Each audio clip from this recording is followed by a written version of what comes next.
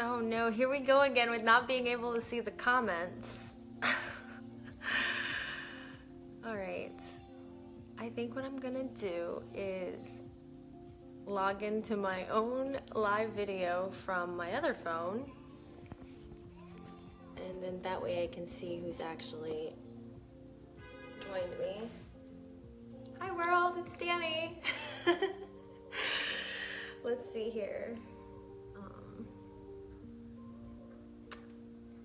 Good, so I still have 9:59 a.m. It's not quite 10 yet.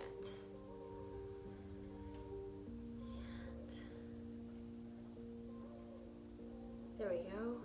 Okay. I just have to make sure I turn the volume down. Oh no, I still can't see the, how is it I can't see the comments? All right. Let's see.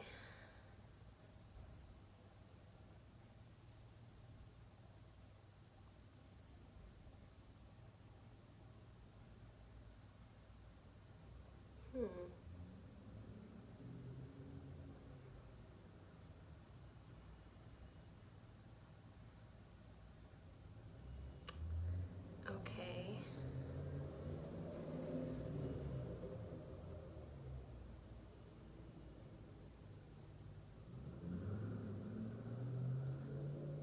So we're back to the problem of not seeing the comments.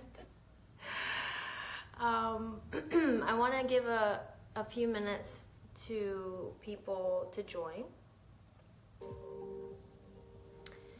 Happy Saturday. All right. I'm so bummed that I can't see these comments. Okay. So, oh wait, I'm sideways. Oh, I'm so glad you mentioned something, G. Thank you for joining me and saying something, because I would not have known that. Is this better? So I'm just gonna have to make sure I prop the phone up like this instead. But then I don't know if you guys can hear me. Can you hear me if I have the phone like this? Hopefully. Better? Okay, cool. I just gotta get the phone to stay. Ah. Thank you for being my technical support there, G. I just hope the phone doesn't fall. How I have it propped up. Oh, good, you can hear me. Perfect. Okay, great. Oh, I just accidentally flipped it. There. Okay.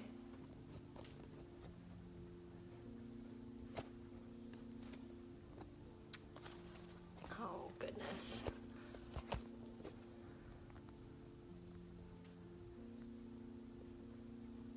Oh, I hope it stays.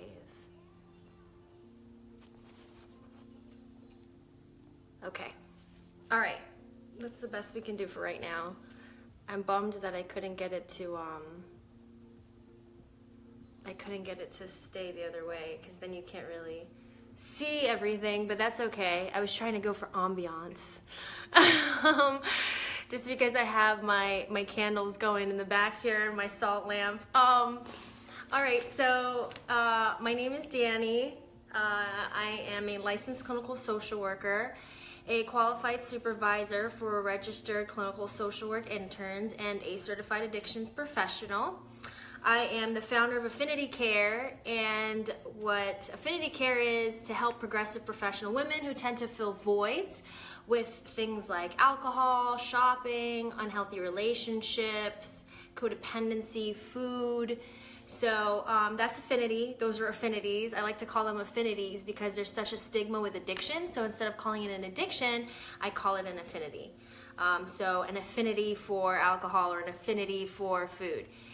So this morning I thought I would do a guided meditation. Thank you guys so much for joining me. I have found that guided meditations and mindfulness, spirituality is what has helped me through my journey of self-medicating. It's helped me tremendously with my depression, with my anxiety, with my anger. it really helps me just refocus my attention. So once again, thank you for joining me. Regardless of where you are, you can meditate with me, which is great. If you happen to be in a loud, chaotic spot or location, that's okay. Hopefully you have your headphones so you can plug them in. That's the really cool thing about meditation, is that you can take it anywhere you go. So I love that about it. So what we're gonna do, I am going to ask you to, if you can, hopefully you're not driving while this is going, but I will ask you to close your eyes, get in a comfortable position. I have a little bit of music playing in the background. I'm gonna change it in a second. And then just really try to stay with me in the meditation. If this is your first time meditating, that's okay. Just remember to bring yourself back. So for example, if you're hearing me and you're listening to me and your mind starts to wander, oh, today's Saturday, what do I have to do? Oh, just bring it back. Oh, I'm really hungry. What am I gonna have for breakfast? Oh, bring it back. It's okay that your mind wanders. A very popular misconception about guided meditation, a lot of people say, I can't do it. My thoughts race. I have such racing thoughts. That's the whole point of the meditation. It's a practice. Just like yoga is a practice, just like musicians practice instruments, athletes practice a sport. It's the same thing with meditation. It's a practice. And if you start off doing like 1 or 2 minutes a day, eventually you find yourself building up to 5-minute meditations. So with that said, I'll go ahead and change the music. Wherever you are, like I said, just get into a comfortable position. Hopefully you're not driving, and that way you can close your eyes. If you are driving, that's okay. Just don't close your eyes. I don't want you to get in an accident. All right. I wonder if you guys can hear the music. Well, not right now, because I just turned the music off, but hopefully you can hear it. So what I'm doing the meditation on today is perception, interpretation, and habitual response. And so what we tend to do, well, you'll see in the meditation, I guess. I don't want to give it away yet. All right. So we're going to start by just getting in a comfortable position, whether that's laying down, sitting in a chair, sitting on the floor, and just taking a deep breath in through the nose and out through the mouth. Again.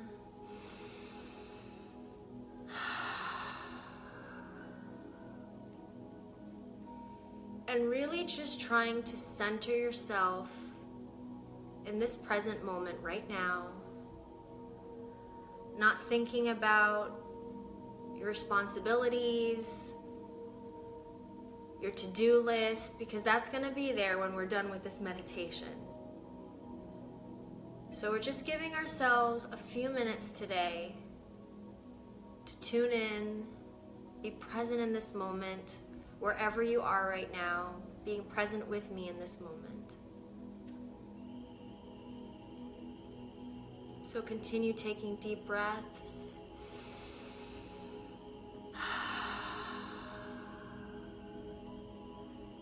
Becoming aware of any tension in your eyebrows, your face, your jaw. Relaxing the shoulders, your arms, and your back. And if there's any tension in your body that you can feel, lean into it. Breathe into that spot or that location. Taking a deep breath in.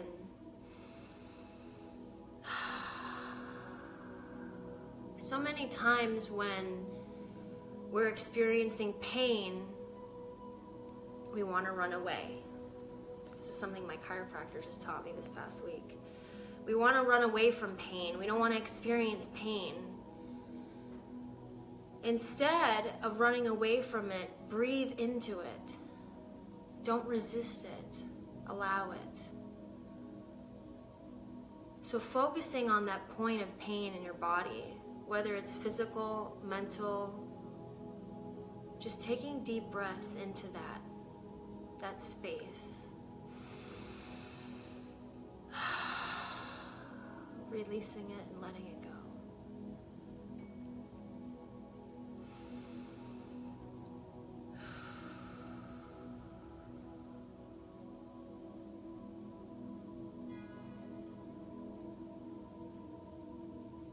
So relax your attention. And remember, if distracting thoughts enter your mind, that's okay. Just gently acknowledge those distracting thoughts. Release them.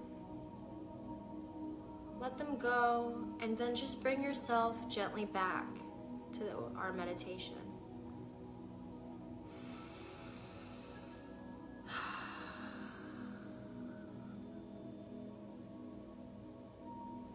Today, what I would like to meditate with you on is interpretation and habitual response. Sometimes in our lives, we go through really difficult situations and events, and we're very quick to respond to them. Some people respond to them by drinking, to numb the pain. Some people respond to it by overeating or not eating as much, shopping, as they call it, retail therapy. Some of us sit in our bed and cry, or lay down under the covers and cry. We don't want to face the world. We just want everything to go away. And slowing ourselves down in that response. We're all very used to responding that way, and that's why it's called habitual response. But the next time that you have an event that's really painful or hurts or just sucks, remember that the event is neutral. We tend to attach feelings and emotions to those events. We interpret the event, we judge the event, we assess the event, and then we put an emotion to the event. And sometimes that emotion becomes so completely overwhelming, we're immersed in it, that it's almost debilitating. It stops us from wanting to live our lives. But remember that the event is just an event. It's a neutral event. Many people know the story of the farmer, and lately I've been reminding myself of the story. And in case you don't know it, this is just my interpretation of the story. But it's of a farmer who has a farm, and a horse strolls upon the farm, and the people of the town tell the farmer, "Oh, how fortunate you are. You have a horse." And he says, "We'll see." And the next day, the horse runs away from the farm, and the people of the town said, "Oh my goodness, how unfortunate." And the farmer says, "We'll see." And the following day, the horse brings back a herd of horses. And the people of the town say, "How fortunate." And he says, "We'll see." And then the next day, the son, he was riding the horse and accidentally fell off the horse and he broke his leg. And the people of the town said to the farmer, "How unfortunate." And the farmer said, "We'll see." And then the following day, the people were going to war, and they were enlisting all healthy-bodied individuals, men. And his son couldn't be enlisted because of his broken leg. And the people said, of course, "How fortunate." And he said, "We'll see." So the point of the story is that sometimes when we're going through something, it feels like the worst thing ever. And we think, how are we going to survive this? This is the worst thing ever. And then when we look back in hindsight, sometimes those things are the best things that could have happened to us. It makes us stronger. It makes us learn new things. It makes us wiser. So remember that if you're going through something really difficult right now, come from a place of love, empathy, and compassion to yourself. And remember that the event is neutral. Right now, when you're in the middle of it, it can seem like the worst thing ever. But it's still a neutral event. And I want to end the meditation reminding that we are entitled to our experiences. And I've said this before over the holidays. Rather than saying, I am sad or I am mad, at the time in December, I think I said, making sure you say, I feel sad, but to take it to an even deeper level, rather than saying, I feel sad, telling yourself, I am experiencing sadness. I am experiencing frustration. You are entitled to that experience. That's totally valid. Still reminding yourself, though, that the event is neutral.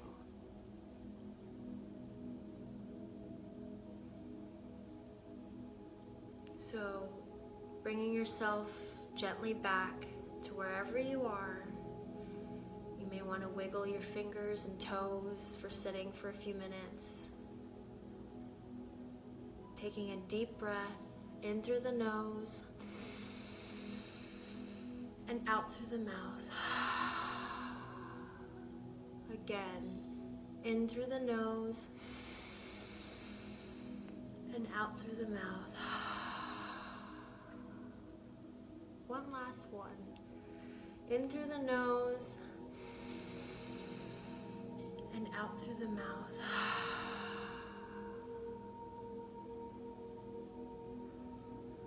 And whenever you're ready, you can open your eyes.